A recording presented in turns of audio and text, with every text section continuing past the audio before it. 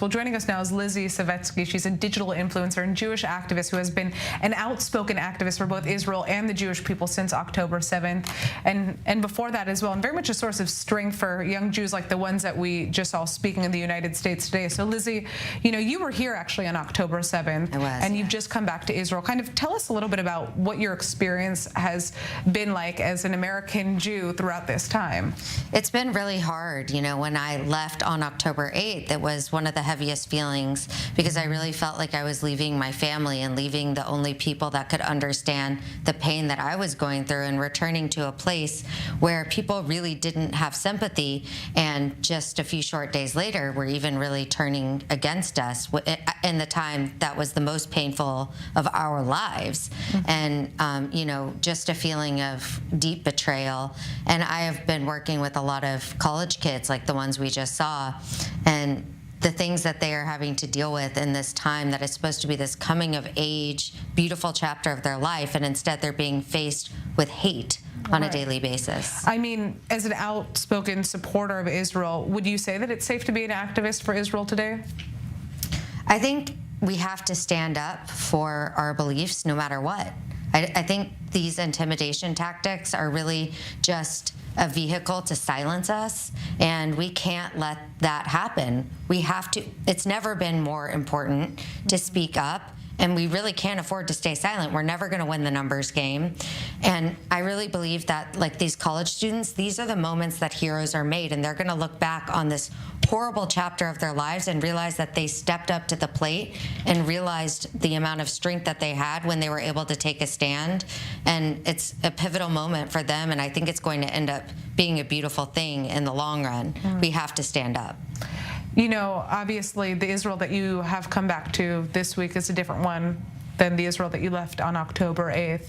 What stands out to you in terms of kind of the change in the public psyche as a result of this ongoing conflict? I was really anxious to come back, both nervous for my own personal trauma and also just craving this feeling of togetherness and being with my brothers and sisters here. I'm here with FIDF on a women's mission, and we have visited Kibbutz Be'eri, the Nova Music Festival site, and so it's been a very emotionally heavy week.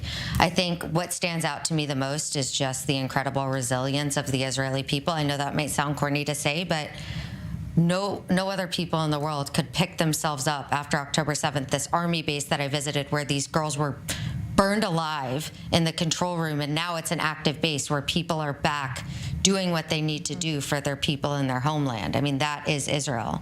And we got to do a barbecue with some of the female soldiers last night, dancing, celebrating, and one of them said to me, "This is Israel. We have to live. We have to enjoy every moment because we never know when it's going to be our last." And I think that's it. We have to hang on to every moment. What is your message to young Jews around the world who are facing rising anti-Semitism head-on and don't really know where they stand, how they should be reacting to this, if they should feel even safe sharing their identity with the world?